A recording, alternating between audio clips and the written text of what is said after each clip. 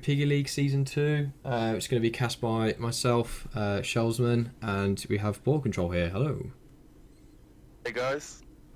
So, basically, do you want to just give a quick rundown of Season 2, basically? Yeah, so this season we've got 44 teams playing, which is a lot more than last season. Tonight we're going to be showing Manicost versus RNGesus Hates Us, which should hopefully be a good game. The rest of the games being played during this week, and there's going to be a group stage. Yeah. Leading into knockout stages, and then eventually final like last time. Yeah, it should be good.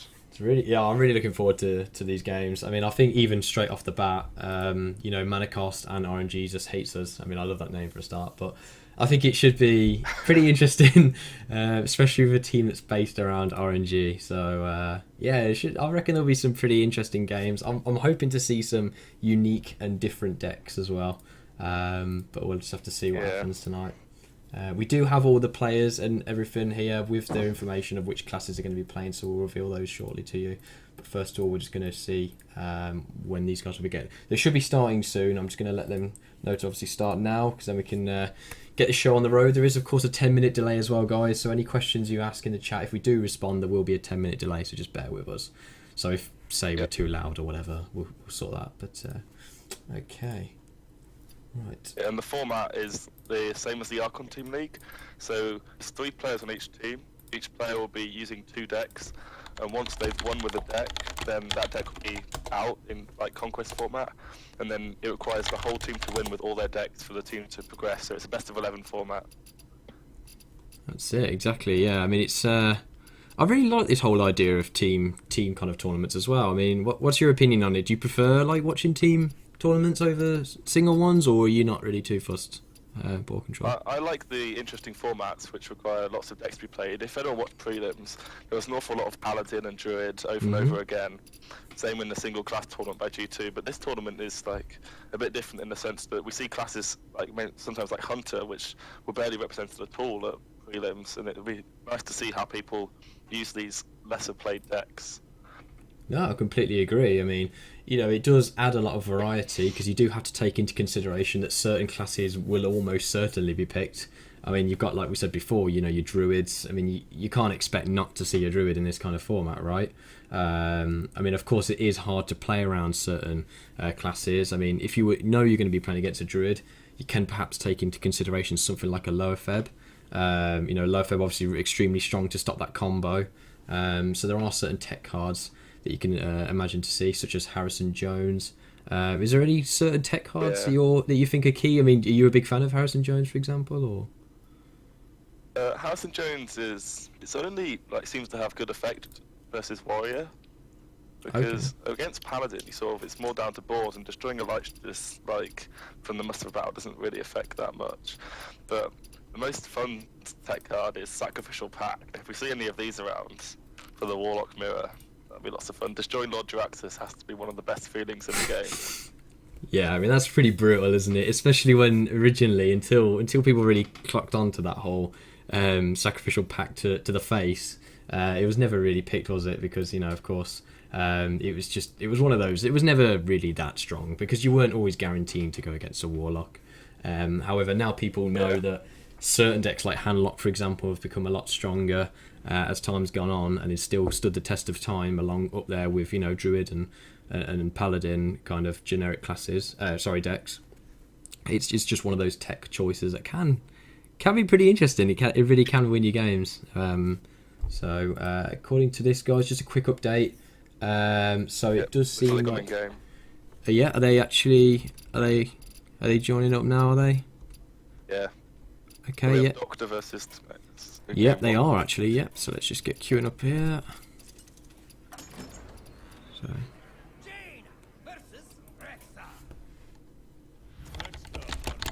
Yeah, I'm just loading up on my side.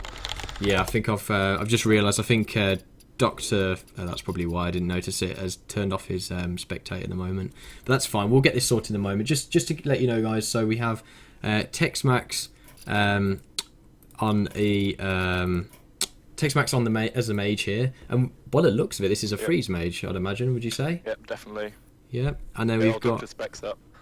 Yeah. And what would you say Doctor's playing? Obviously, we see he's playing the Hunter here, but it could Yeah, be that's a anything, leper right? gnome. It's gonna be I see a face. leper on my side. Yeah, it's face. Yeah. Okay. So this is a matchup from like half a year ago. Face Hunter versus Freeze Mage. That's true. But, It yeah. is. I Ooh, mean- double mad scientist start here for tech specs. That's pretty good.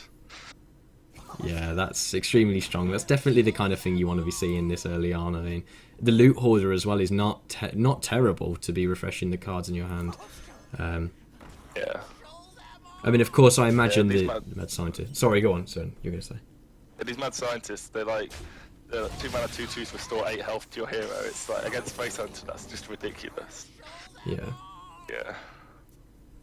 I do really think here that popping the mad scientists early on as well is, of course, the thing that will, essentially stall out the game long enough to allow you to either draw into the burst, which a lot of the time I think you still have to play it quite defensively, don't you? I don't know if you kind of agree with that one. Yeah. You still need to get those, those secrets out there onto the board. Yeah, these players playing quite fast. It's quite a pacey matchup here. Yeah, I mean, Yeah. so far it seems like both sides have been doing the right things. Kind of a tougher turn here, I Interesting would tech say. card there, tracking.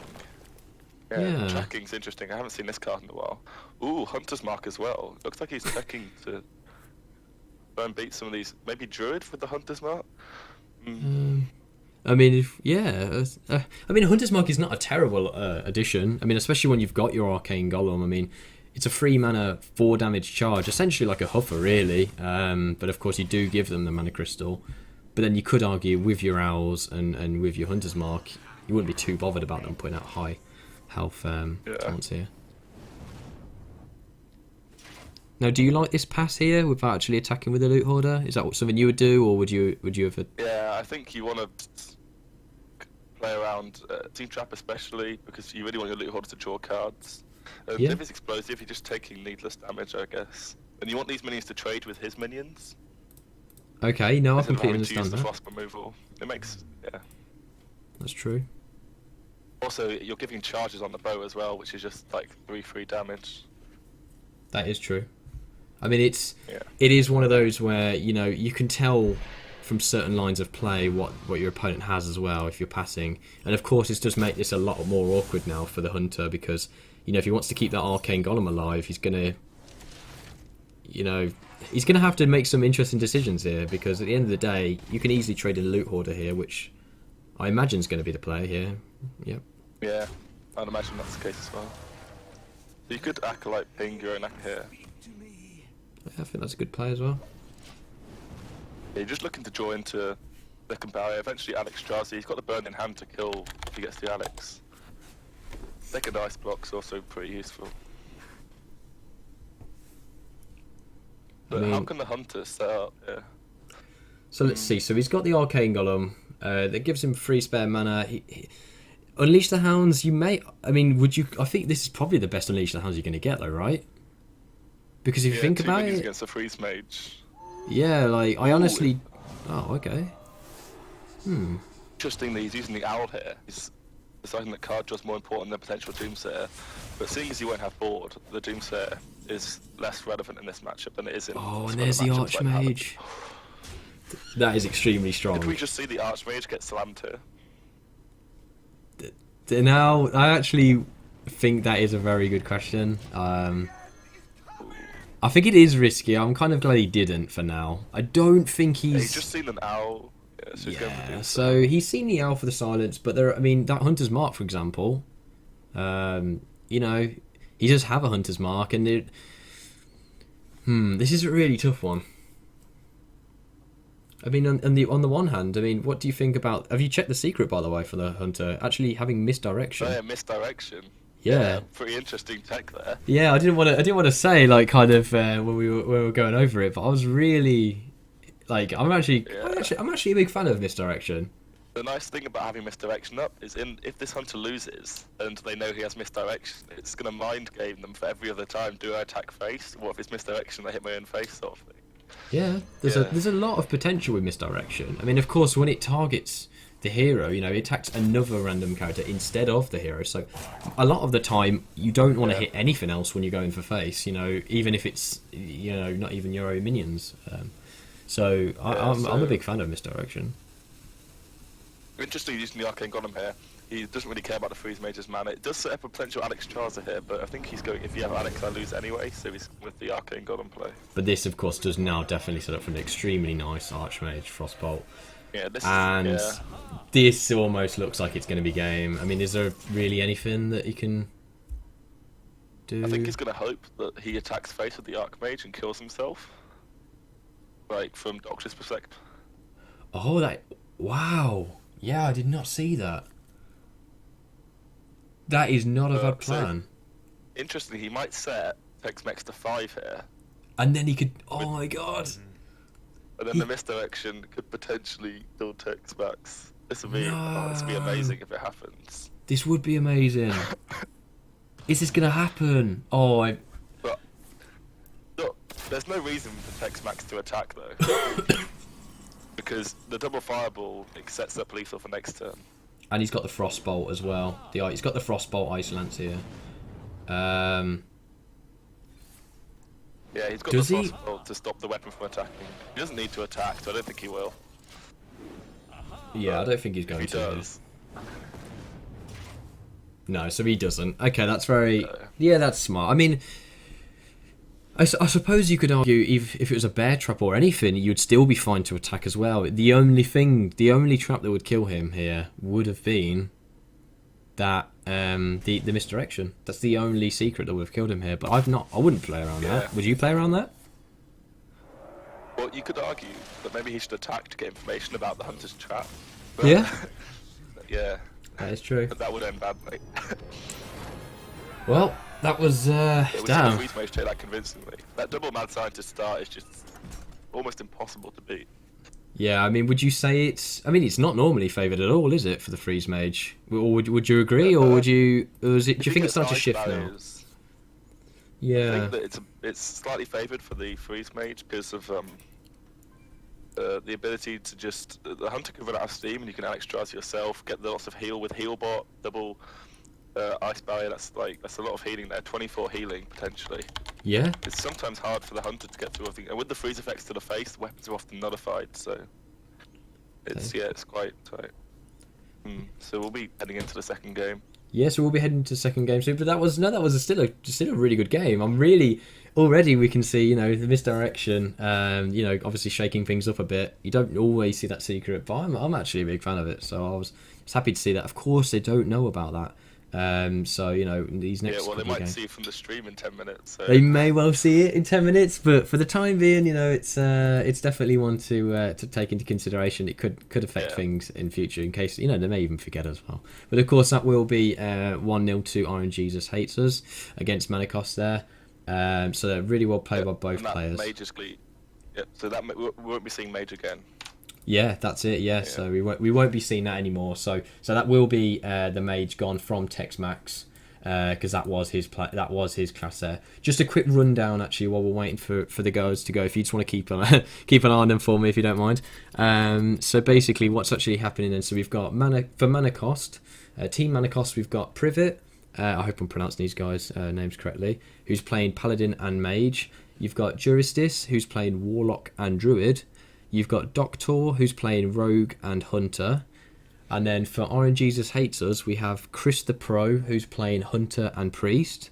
We have Tex-Max, who we've just seen then as well, play Paladin and Mage. Of course, the Mage just won, so we won't see that again.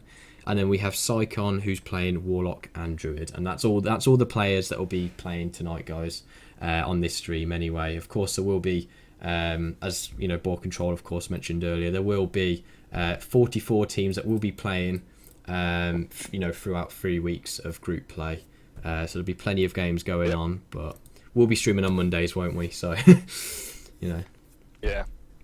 Monday there'll be a game on here. So every Monday, guys, from each week's play. Exactly, so just make sure to come back on Mondays, and because that's when we'll be streaming these anyway. Okay, so it's going to be Privet playing next. So Privet next, so we'll get ready. Check and see if they have started that one. Interestingly, looking across all the classes, do we have every class represented here, or are we missing any? Let's see. So we've got Paladin, Mage. Let me just actually go on No the. shamans. No shamans. Oh yeah. Okay. Very interesting. Aggro Shaman's been quite a prevalent deck on the ladder, and it being rated below the likes of Hunter here is quite interesting. And would you? I mean, I'm actually a big fan of the Aggro Shaman. I don't know about yourself. Are you a fan of Aggro Shaman? Or? Yeah, I think it's quite a strong deck. I wouldn't personally play it in my best 3 for a tournament lineup, No, but that's I've fair seen enough. quite a lot of people bringing the strategy of playing it to playing in a deck which beats Druid. So Yeah. they'll play that, Tempo Mage, Zoo, and then go all out to beat like Druids and Paladins. But That is true. I just think it's strange. Neither team has thought it'd be worthy of top 6. I mean, it is one that, like you said, it can be very kind of temperamental, very up and down. So I do understand that people won't be considering it. However, the fact we do see, of course, a rogue in this mix-up does then surprise me by saying that Shaman is the only one that hasn't been picked. I mean, arguably, I would say it's either Shaman or Rogue, in my opinion, anyway. That would be, the bottom 2 of all of them. I would definitely say you're going to get a Druid. Definitely say you're going to get a Paladin, and I'd almost certainly say you're going to get a Warlock as well. But yeah, no Shaman, so it is interesting. Perhaps we'll see it in future games, in future series. But for the time being, I'm looking forward to the Warlock games to see what kind of Warlock decks we've got. So that will be, of course, an interesting game. So sorry, the guys are just asking me here who's playing next. So. Okay, so I'm just going to get the guys to challenge each other. I think they're just challenging each other now. Yeah, so just a quick insight actually to the 2 guys that are playing. It's going to be Chris the Pro. So Chris the Pro, he basically enjoys playing control decks. And he's also a really good arena player as well. I mean, this is kind of general opinions of people that I've asked. I don't always get a chance to check out people's streams in general, but from what I've heard, he really enjoys arena and he likes control decks. So in a sense, he's half a man after my own heart. I really enjoy playing control decks, but I'm not so much always into doing arena myself. I don't know about you, BoarControl, but Yeah, I used to be a huge advocate of arena back in the old days where I didn't have many cards or much gold, but since I've been tryharding a lot on the ladder, I've been playing constructed really in all the tournaments as well. All they're in game. Oh yeah, so okay, let's just see. So Chris the Pro. It's the Pro versus Privet. Yep, so there we go. I've just noticed again I might need to get Privet to invite me. Oh, there we go. Yeah, he's invited me, that's fine. Yeah, I didn't know again. For RNGesus hates us and Privet's per mana cost. Okay, so what do we have here then? It's Hunter against Mage. Ooh, Hunter again versus Mage, but of course it's a switch around now, isn't it? yeah. Yeah. So is this a mid-range Hunter then? Would you say with lower feb or Looks like it could be a hybrid potentially. Yeah, with Savannas and Freezing Trap, do you think? Potentially? Yeah. Yeah, that web split indicates that it's definitely going to be a There's the mid-range Helm. Hunter. That's an extreme. I haven't seen this mid-range Hunter deck in a while. Have you not? Yeah. No. People have been only playing Face Hunter on ladder. But yeah, Tempo Mage from Privet here. I mean, Face is the Quite a place, strong right? hand here. Got quite a strong hand here with Flame Waker and Arcane Missiles. It's like one of the best plays Oh. you can make. Wait, I've just noticed, yeah, Privet's hasn't refreshed. I thought it did refresh. I might have to rejoin again. Whoa. Oh, unfortunately he's drawn his secrets, which seem to be duplicating Counterspell. So interesting low mirror end potentially, or maybe he's running 3 secrets. Yeah, I might need to just rejoin again. I've managed to get into Chris the Pro's okay, but I think I'm having a bit of an issue with Privet's because he might be set to private. Well, the irony of that, I think he may be set to... There we go, it's correct now. Sorry about that, guys. Are you in? Yeah, I'm in now. Okay, so what have we got? So we've got Counterspell, Shredder, Duplicate, Coin, Arcane, Flip. Wow, yeah, that's going to be a lot of tempo fun. He pops the Creeper here to try and the board. How many? He's going to get 7 missiles here from the Flame Maker on the Arcane Missiles. Yeah, that's true, and he's done it. Yeah, he's done it. Should be enough to clear the board. Oh, perfect. That is really good. Now, do you just Tomb Spider here? Because, you do have a secret up, which we can see, of Ooh, course, you is could freezing eagle trap. bow. To get that value with the extra, yeah, I mean, the one thing it does leave yourself vulnerable to is it's going to be a bit of a struggle dealing with the Flamewaker, unless, of course, or he could actually go for the bluff. Because if you attack the Flamewaker, do you think he'll believe it's explosive if you do that? Yeah, he might do and then not attack, but he's probably not going to attack anyway because he's going to think it's freezing trap. So I think this plays fine. Oh, wait, yeah, Unfortunately, that's the true. secret did come out of the Mad Scientist, so Privet is running 3 secrets. Yeah, one of each. Quite interesting. Okay. So yeah, because he's got the mirror entity, and we can see, of course, counterspell and duplicate. I'm a bit skeptical of duplicate in this kind of tempo mage style deck. I mean, what's your opinion on it? Are you a big fan of it, or Well, have you played much tempo mage in general, or? I've played much. Nyman did a deck with mirror entity and duplicate all the way through winter in EU to top 8. So that shows that the card does have some good potential. Duplicate's often very good versus matchups like Control Warrior, any control deck. If you can duplicate a 4 or 5 drop, it's often really strong. Ooh. Wow. He goes for the option of hope it's not mirror entity.